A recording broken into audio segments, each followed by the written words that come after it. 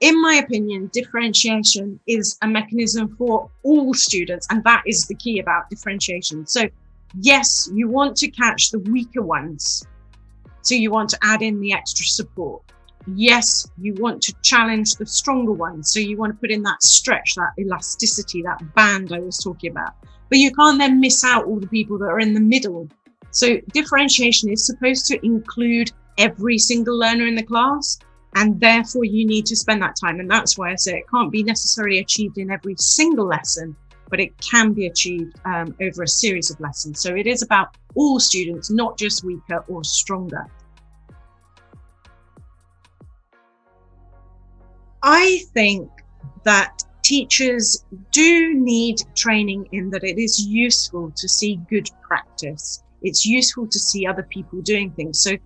But very often you've got to do it yourself to learn a technique. So having seen me do a little mini graded dictation, perhaps you've got a flavour, a taste of how that could be. Try it with your classes.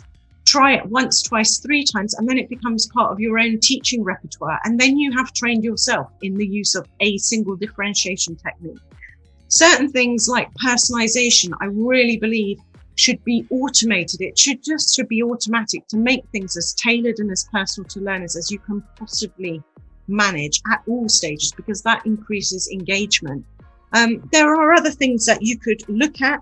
And certainly I would refer you back to the Rosenshine and his principles of instruction.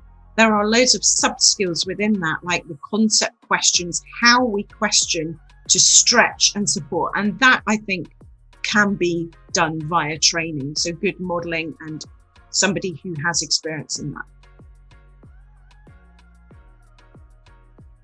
In order for differentiation to be successful in a physical classroom, you need movement. So preferably both teachers and students, you need to be able to create workstations. You need to be able to physically move your chair as a teacher, or just get out of your chair, walk around the room, get behind students, get next to students, kneel down near students, move people, get a student that's finished some work to go and support another student. So there, you do want an element of physicality if that is at all possible.